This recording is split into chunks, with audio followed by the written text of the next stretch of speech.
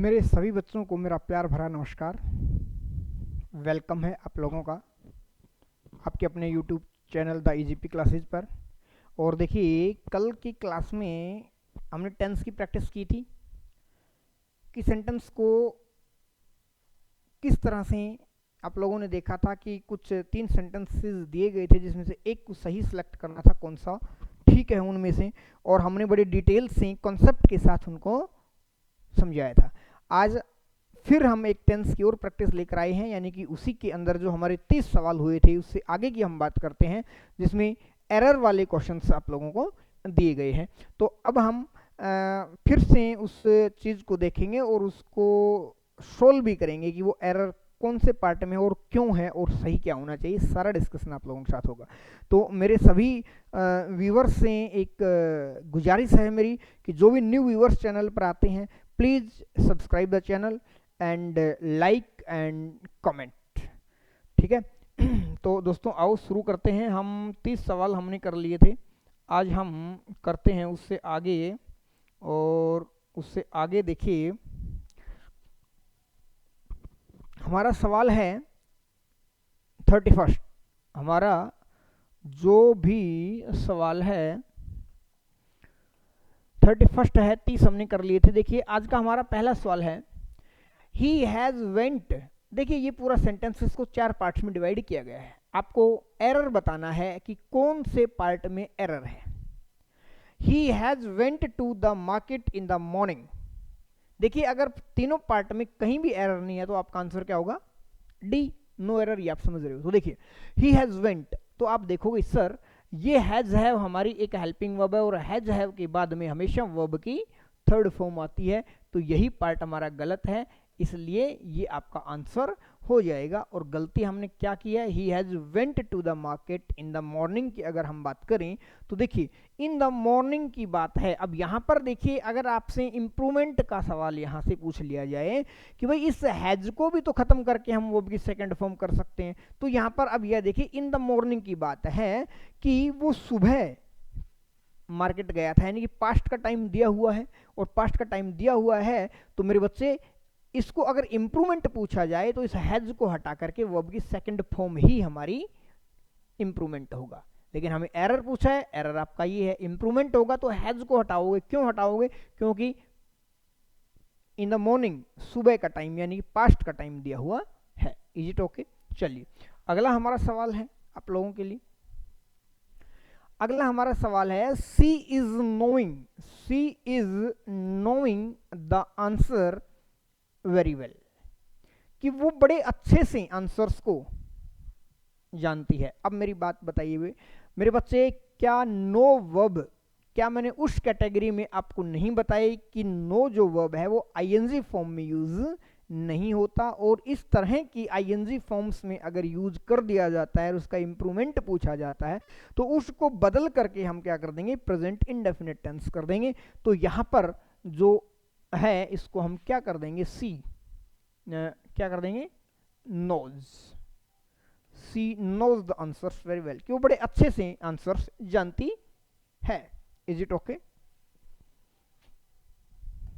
अगला हमारा क्वेश्चन है, I did not went to school yesterday. देखिए मैंने कहा है ये बहुत ही बेसिक सवाल है और कभी कभी एग्जाम में पूछ भी लिया जाता है, हम कंफ्यूज हो जाते हैं और हम रनिंग में पढ़कर चले जाते हैं कि सर डिड है वर्ब की सेकंड फॉर्म में। लेकिन आपको ध्यान ये रखना है कि भाई वर्ब की सेकंड फॉर्म डिड जब अगर आ गया तो उसके बाद वर्ब की सेकंड फॉर्म नहीं, उसके बाद वर्ब की फर्स्ट फॉर्म आएगी। और डिड के साथ एक बात ध्यान रखना कि डू और डज भी ऐड कर लेना इसमें, यानी कि डू, डज और डिड अगर आ गया तो उसके बाद हमेशा वर्ब की बेस फॉर्म आएगी, चाहे कैसा भी सेंटेंस हो। तो यही हमारा क्या है? एरर है। सी डिड नॉट वेंट नहीं, सी डिड नॉट गो आएगा मेरे बच्चे। देखो पास्ट की बात की गई है, यस्टरडे की बात की गई है। Is it okay? चलिए अगला सवाल, तेरे नाम। They has completed their work on time. उन्होंने अपना काम समय पर पूरा कर लिया। अब एक बात बताइए मेरे बच्चे, यहां इस वाक्य का सब्जेक्ट क्या? दे है। हेल्पिंग वर्ब क्या? हैज है। मेन वर्ब क्या? कंप्लीटेड है। दे के अकॉर्डिंग अगर हम देयर की बात करें तो ये हमने प्रोनाउन में पढ़ा था, दे के अकॉर्डिंग देयर यहाँ पर बिल्कुल ठीक है, ऑन टाइम भी अपने आप में ठीक है, और इन टाइम होता तो भी अपने आप में ठीक है, ये हम प्रपोजिशन में डिस्कस करेंगे। लेकिन यहाँ बड़ी क्वाइट सिंपल सी बात है कि सब्जेक्ट और वर्ब को लेकर के जो डिसएग्रीमेंट है यहाँ पर वो देखने को आपको मिल रहा है कि दे जो प्लूरल है और वर्ब लगा रखी है हमने सिंगुलर, तो यहाँ पर दे हैज नहीं मेरे बच्चे, क्या लगेगा, दे हैव, और वर्ब की थर्ड फॉर्म है। इज इट ओके, क्लियर है? चलिए अगला सवाल आप लोगों के लिए है। अगला सवाल है we are living here since 5 years. अब मुझे एक बात बताइए, we are living here since 5 years, ये तो सवाल ही भाई गलत तरीके से टाइप कर दिया। देखिए यहाँ पर गलतियां दो हैं मेरे बच्चे, यहाँ पर दो गलतियां हैं, सवाल टाइपिंग में थोड़ा सा ऊपर नीचे हो गया, कोई बात नहीं, मैं बता देता हूँ। सबसे पहले तो मुझे ये बताइए 5 ईयर्स क्या है। 5 ईयर्स जब हम टाइम की बात करते हैं तो ये मेरे बच्चे पॉइंट है या फिर पीरियड है, यानी कि ड्यूरेशन है। अब जब आप कहोगे कि सर 5 ईयर्स जो है वो अपने आप में एक ड्यूरेशन है, और जब मेरे बच्चे ये ड्यूरेशन है तो फिर यहाँ पर सिंस क्या कर रहा है। देखिए पॉइंट की अगर बात करेंगे तो ही हम सिंस का यूज करेंगे, और ड्यूरेशन की बात करेंगे तो हम 4 का यूज करेंगे। Is it okay? पहली बात क्लियर कि यहाँ पर क्या होना चाहिए था, 4 होना चाहिए था, 4 5 ईयर्स। अब दूसरी बात, सर ये अगर हम 4 कर देते हैं तो क्या वाक्य ठीक हो गया? नहीं मेरे बच्चे, सिंस और 4 कौन से टेंस में लगते हैं मेरे बच्चे? प्रेजेंट परफेक्ट कॉन्टिन्यूअस में लगते हैं, या फिर ये प्रेजेंट परफेक्ट, प्रेजेंट मतलब चलो प्रेजेंट को आप हटा दो, ये ऐसे समझो कि या तो ये परफेक्ट कॉन्टिन्यूअस में लगते हैं या ये परफेक्ट में लगते हैं। यहाँ पर क्या दिया गया है, is M R plus V one I, और जब हम is M R V one plus I के अंदर सिंस 4 वाला टाइम मेंशन कर देते हैं तो मेरे बच्चे वो बन जाता है परफेक्ट कॉन्टिन्यूअस। तो यहां पर आएगा we have been living here for 5 years, ये होगा। तो 2 पार्ट्स में एरर था, मैंने इसको ठीक करके आप लोगों को बता दिया। Is it okay? चलिए अगला सवाल, he will comes tomorrow to meet you, वो कल आएगा आपसे मिलने के लिए। तो यहाँ पर जो बात की गई है वो फ्यूचर टाइम की गई है, और फ्यूचर टाइम की गई है तो विल सेल मेरे हिसाब से बिल्कुल ठीक है। लेकिन एक बात समझिए मेरे बच्चे कि कम्स विल सेल एक मॉडल वर्ब है, और मॉडल के बाद हमेशा वर्ब की फर्स्ट फॉर्म आती है, इसलिए इस एस का यहाँ पर कोई काम नहीं है, बाकी ठीक है। तो यही पार्ट जो है वो आपका एरर पार्ट में आएगा। क्लियर है? चलिए अगला सवाल, he has been working here, he has been working here since 2 years. तो देखिए जब समय को मेंशन किया गया है तो हैज बीन हैव बीन अपनी जगह पर ठीक है, सब्जेक्ट हमारा थर्ड पर्सन सिंगुलर नंबर है, इसलिए यहाँ पर हैज भी ठीक है, v1 प्लस आई है, और सिंस 2 ईयर्स। अब मेरे बच्चे ये बताइए 2 ईयर्स पीरियड है या पॉइंट है? तो मेरे बच्चे 2 ईयर्स जो है वो एक ड्यूरेशन है, और ड्यूरेशन है इसलिए यहाँ पर जो सिंस लगाया है यही गलत है। यहाँ पर क्या होना चाहिए था मेरे बच्चे? 4 होना चाहिए था। तो सिंस 4 जो है वो फेवरेट है एग्जाम का। अब सिंस 4 में मैंने आपको पूरा कॉन्सेप्ट समझाया है कि ये कंजंक्शन की तरह भी काम करता है, प्रपोजिशन की तरह भी काम करता है, से का मीनिंग भी देता है, तक का, और ये रीजन को भी मेंशन करता है, ये तक का मीनिंग भी देता है, काफ़ी सारी चीज़ें हैं। सिंस 4 एग्जाम का फेवरेट है, इस बात को ध्यान रखें, ठीक है? तो ये हमारा ठीक हो गया। अगला हमारा सवाल क्या है? अगला सवाल है मेरे बच्चे आपके सामने, I am having a car and A bike. मेरे पास एक कार और एक बाइक है, लेकिन मेरे बच्चे हैव वर्ब को आईएनजी फॉर्म में अभी प्रीवियस क्लास के अंदर मैंने कल वाली क्लास में ही बताया था, और कॉन्सेप्ट में भी आप लोगों को बताया था कि हैव को आईएनजी फॉर्म में यूज नहीं करते। लेकिन अगर हैव को आईएनजी फॉर्म में कभी आपको मिले तो या तो वो गलत है, या फिर उसका मीनिंग क्या है, वो या तो ईट के मीनिंग में होगा, या वो टेक के मीनिंग में होगा, या मैं कहूँ वो ड्रिंक के मीनिंग में होगा, इनके मीनिंग में होगा। अब मेरे पास परमानेंट है ना भाई, मेरे पास अगर गाड़ी और बाइक है तो आई एम हैविंग नहीं मेरे बच्चे, I have a car and A bike. तो यहाँ पर यही पार्ट आपका क्या हुआ? गलत हुआ। Is it okay? बात समझ आई है? तो ये आपके लिए सवाल। अगला सवाल आप लोगों के लिए है मेरे बच्चे, अगला सवाल, और आप बताइए इसमें, आप बताइए इसमें क्या आंसर होगा इसका, इसका आंसर क्या होगा बताइए।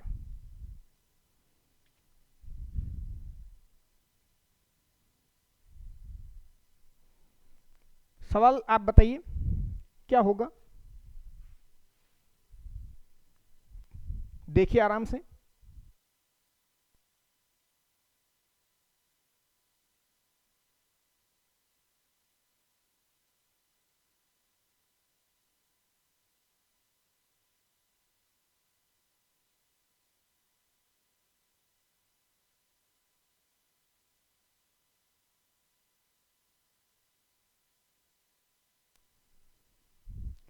हाँ तो मेरे बच्चे देखिए आंसर, देखिए इसका क्या होगा। ये हो गया हमारा सवाल, और अगला सवाल आप लोगों के लिए ये था, तो इसमें आप बताइए। देखिए the train had left, the train had left before we reached. बेटा वही बात आ गई। देखिए फिर यहां पर हमारे पास कंजंक्शन वाली बात आ गई, और पास्ट टाइम में दो एक्शन हुए हैं उसी बात को। The train had left before we reached, तो यहां पर बताइए कि बिफोर से अगर जुड़ा हुआ होगा तो उससे पहले हेड प्लस V3 मिलेगा, और बिफोर के बाद में वर्ब की सेकंड फॉर्म मिलेगी। तो इट मींस इस वाक्य के अंदर मेरे बच्चे कोई गलती नहीं है, इसलिए इसका डी जो है वो नो एरर का क्वेश्चन जो है वो बनेगा। Is it okay? चलिए अगला सवाल हमारे लिए है, और अगला सवाल, he was playing when I will call him. अब मेरे बच्चे बात समझिए कि ये बात पास्ट की हो रही है या फ्यूचर की हो रही है। अब बात आती है पास्ट की हो रही है, और अब भी एक बात मैंने आप लोगों को बताई है, सेंस की भी बात करेंगे, लेकिन लॉजिकली मैंने ये कहा था कि कोई भी WH वर्ड अगर कंजंक्शन के रूप में हो और उससे पहले अगर पास्ट टेंस आए तो उसके बाद में पास्ट टेंस का आना कंपलसरी है। Is it okay? तो ये WH वर्ड है, आया हुआ है ही वॉज प्लेइंग, इसके बाद जब ये वॉज प्लेइंग पास्ट है तो इसके बाद फ्यूचर क्या कर रहा है, ये नहीं आना चाहिए, यानी कि हमारा आंसर यही है, बाकी के हमारे जो है वो क्या है, गलत है। अब बात आती है कि सर इसको इंप्रूव कैसे करें। तो बेटा देखिए ही वॉज प्लेइंग, वो खेल रहा था, व्हेन कब, जब मैंने उसे क्या किया, कॉल किया। तो विल कॉल की जगह में बच्चे पास्ट आएगा कॉल्ड। Is it okay? चलिए अगला सवाल आप लोगों का, अगला सवाल जो है वो है इफ ही विल स्टडी। अब इस बात को समझिए, मैंने इसको आप लोगों को ये कहा था कि ये कंडीशन सेंटेंस के अंदर जो इफ क्लोज होता है उसके अंदर प्रेजेंट इंडेफिनिट टेंस आता है। तो एक बात का ध्यान रखिए, कंडीशनल सेंटेंस, अगला टॉपिक हमारा कंडीशनल सेंटेंस होगा, बहुत बेहतरीन तरीके से होगा, आपको समझ आ जाएगा। लेकिन अभी भी एक बात, इस बात को ध्यान रखो, इफ के साथ कभी भी विल सेल नहीं आता, तो यही पार्ट आपका आंसर है। बाकी क्या आएंगे ये ठीक है या नहीं है, बाकी के आंसर वो सब आपको कंडीशनल सेंटेंस में अगला टॉपिक हमारा होगा। ठीक है, चलिए अगला सवाल हमारा है, अगला सवाल मेरे बच्चे, she has wrote a letter to her friend. Common simple बात है भाई, सी हमारा क्या है, सब्जेक्ट है, इसके अकॉर्डिंग हमने क्या यूज किया, हैज को यूज किया। लेकिन हैज हैव के बाद रोट क्या है, ये मेरे बच्चे वर्ब की सेकंड फॉर्म है, जो गलत है। वर्ब की थर्ड फॉर्म होनी चाहिए थी, जो क्या होनी चाहिए थी, रिटर्न, क्योंकि हैज हैव और हेड के बाद हमेशा वर्ब की थर्ड फॉर्म आती है, इसलिए यही आपका आंसर है, बाकी ठीक है। अगला हमारा सवाल है, I am waiting for you since morning. वही सारी चीजें देखो, अब जितनी हम प्रैक्टिस करेंगे ना मेरे बच्चे, जितनी आप प्रैक्टिस करोगे तो चीजें क्या होती चली जाती हैं, रिपीट मोड पे आना शुरू कर देती हैं। इसीलिए आप लोगों से कहा गया है कि प्रैक्टिस जितनी करोगे कॉन्सेप्ट आपके उतने मजबूत होंगे। अब हम देखिए चीजें रिपीट होने लग गई, अब जितनी जैसे जैसे प्रैक्टिस पे आगे बढ़ रहे हैं तो कुछ पीछे वाली जो हम क्वेश्चंस करके आए थे वो सवाल आप लोगों के सामने आने लग गए हैं। देखिए I am waiting for you, यहां तक वाक्य में कोई दिक्कत नहीं है। सिंस मॉर्निंग, सुबह से। अब बात आती है कि सर टाइम मेंशन हो गया, और टाइम मेंशन हो गया तो टेंस बदल जाता है हमारा। प्रेजेंट कॉन्टिन्यूअस टेंस के अंदर अगर सिंस फोर वाला टाइम मेंशन कर दिया जाता है तो मेरे बच्चे वो प्रेजेंट परफेक्ट कॉन्टिन्यूअस हो जाता है। आई के अकॉर्डिंग लगाएंगे हम हैव, और उसके बाद हम बीन करेंगे और V1 प्लस ING। यहाँ पर है ही तो I have been waiting for you since morning, और यहाँ पर देखिए सिंस मॉर्निंग लगा हुआ है तो ये बिल्कुल ठीक है। कभी यहाँ आप ये सोचो सर यहाँ फोर नहीं, मॉर्निंग क्या है, पॉइंट ऑफ टाइम है, बहुत बार डिस्कस कर चुके हैं, तो इसलिए एरर है वो यहाँ पर एरर। इस तरह के सवाल बहुत कॉमन है लेकिन सवाल पूछ लिए जाते हैं और वहाँ फिर वही बात होती है कि हम रनिंग में क्या कर देते हैं, उसको पढ़ जाते हैं और हम पकड़ नहीं पाते हैं। ठीक है, चलिए अगला जो हमारा सवाल है वो है ही do not like coffee at all. At all का मतलब होता है बिल्कुल, ठीक है। ही डू नॉट कॉफी, तो नॉट एट ऑल बिल्कुल नहीं, ही डू नॉट। मेरे बच्चे यहाँ पर देखिए ये क्या है, हमारा सब्जेक्ट है, ये हमारी क्या है, हेल्पिंग वर्ब है, ये नेगेटिव बनाने के लिए नोट है और ये हमारी मेन वर्ब है। लेकिन ही जो है इसके अकॉर्डिंग क्या इस वर्ब का एग्रीमेंट ठीक है, नहीं है। देखिए ही थर्ड पर्सन सिंगुलर नंबर है और थर्ड पर्सन सिंगुलर नंबर जब भी आता है तो मेरे बच्चे वहां पर डज का प्रयोग किया जाता है, डू का प्रयोग नहीं। तो ही डज नॉट लाइक आएगा, ये आपका आंसर बनेगा। इज इट ओके, क्लियर है? चलिए अगला सवाल है मेरा, अगला सवाल है आप लोगों के लिए, the sun rises in the west, the sun rises in the west।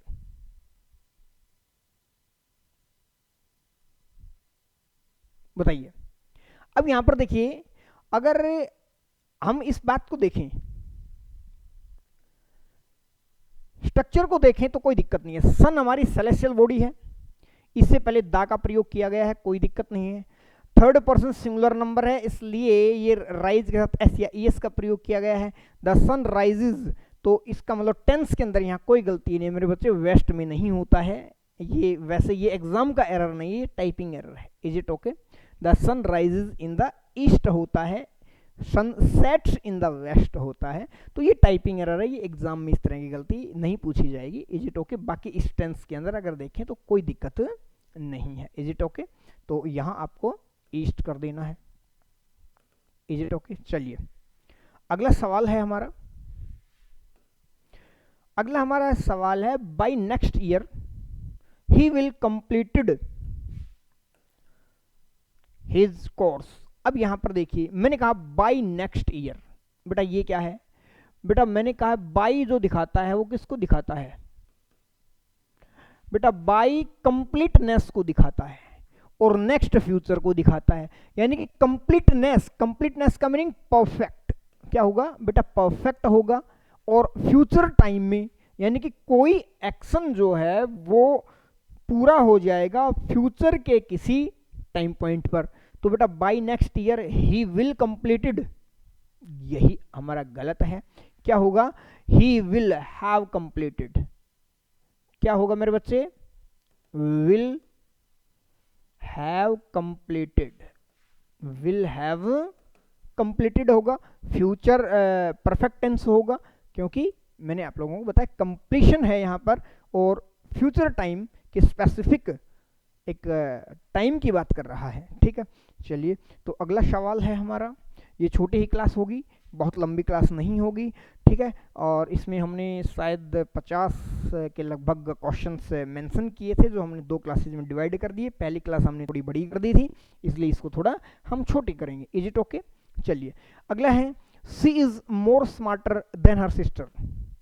C is more smarter than her sister, ये समझिए ये टेंस से रिलेटेड नहीं है लेकिन चलो ये हम कर चुके हैं, ऑलरेडी कर चुके हैं मेरे बच्चे। देखिए ये बात है कंपैरिजन को लेकर के, किसको लेकर के है, कंपैरिजन को लेकर के है। और कंपैरिजन की बात हमने जब आपको एडजेक्टिव पढ़ाया था, डिग्रीज ऑफ कंपैरिजन को लेकर के हमने एक बात की थी मेरे बच्चे कि सी इज मोर स्मार्टर। अब ये देखिए स्मार्टर जो है ये डिग्री कौन सी है, स्मार्टर जो है वो मेरे बच्चे कंपैरेटिव डिग्री है। कौन सी डिग्री है, कंपैरेटिव डिग्री है। और आप लोगों को उस डिग्री को पढ़ाने के दौरान जब कंपैरेटिव डिग्री बताई तो आप लोगों को ये बताया था कि डबल कंपैरेटिव का प्रयोग आप लोगों को नहीं करना है। भाई मोर भी तो अपने आप में कंपैरेटिव है, स्मार्टर भी अपने आप में कंपैरेटिव है, तो यही पार्ट आपका एरर है, ये टेंस का एरर नहीं था, ये बीच में कोई और सवाल मेंशन हो गया है, कोई बात नहीं है। चलिए अगला सवाल है हमारा, I have seen him yesterday at the market. अब मेरे बच्चे ये बताइए कि अभी हम बार बार इस बात के ऊपर फोकस कर रहे हैं, समय के ऊपर, ये टाइम जो बताने वाला है। अगर यहां तक देखें आई हैव सीन हिम तो कोई दिक्कत लग नहीं रही, लेकिन समय जब आ जाता है तो हमें समय से ही कनेक्ट करना होता है। और मैंने बार बार आप लोगों को क्या बताया है, बार बार आपको ये बताया बच्चे कि टेंस के अकॉर्डिंग समय को चेंज नहीं करेंगे, समय के अकॉर्डिंग मेरे बच्चे टेंस को चेंज करेंगे। तो बात किसकी है, यस्टरडे की है, और यस्टरडे की है इट मीन्स पास्ट टाइम की है। तो बेटा पास्ट के साथ कभी भी क्या नहीं लगता, प्रेजेंट परफेक्ट नहीं लगता, तो यही हमारी गलती है। और यहां पर आएगा I saw him, second form आएगी I saw him yesterday at the market. Have you got it. चलिए अगला जो हमारा सवाल है वो है he is working here since 2020। बहुत कॉमन सवाल है, काफी बार आ लिया कि देखिए सिंस, पहले तो मुझे ये बताइए क्या यहाँ पर सिंस ठीक है सर, 2020 जो है वो नेम ऑफ द ईयर है, इट मीन्स ये स्पेसिफिक पॉइंट है, और जो पॉइंट की बात की है हमने इसलिए सी बिल्कुल हमारा जो सिंस जो है वो हमारा बिल्कुल क्या है, अप्रोप्रिएट है। लेकिन सिंस और फोर परफेक्ट टेंस या परफेक्ट कंटिन्यूअस में आता है, और मेरे बच्चे यहाँ पर है इज वर्किंग यानी कि कंटिन्यूअस। पहले भी ऐसे सवाल आ चुके, तो सिंपल सी बात है आपका जो आंसर बनेगा वो ये बनेगा, और यहां पर हो जाएगा ही हैज बीन वर्किंग। अब एक बात को समझिए, अगर हम यहां पर इंप्रूवमेंट दे दे और इंप्रूवमेंट के अंदर वो दे दे हैज बीन वर्किंग और had been working,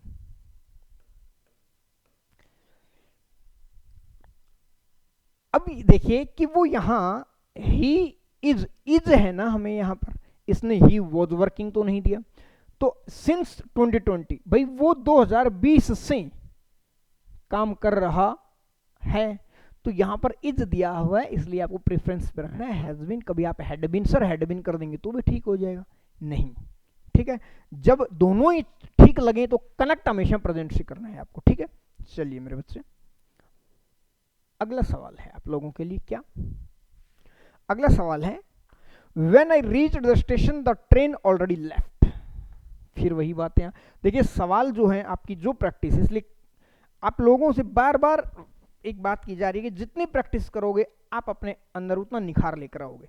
when I reached the station the train already left, देखिए दो काम हुए हैं, एक आपका स्टेशन पर पहुंचना, एक ट्रेन का जाना। वो कह रहा है जब मैं स्टेशन पर पहुंचा, बात पास्ट की है या फ्यूचर की कर रहे हैं, तो सिंपल सी बात है बात कर रहे हैं हम मेरे बच्चे पास्ट की।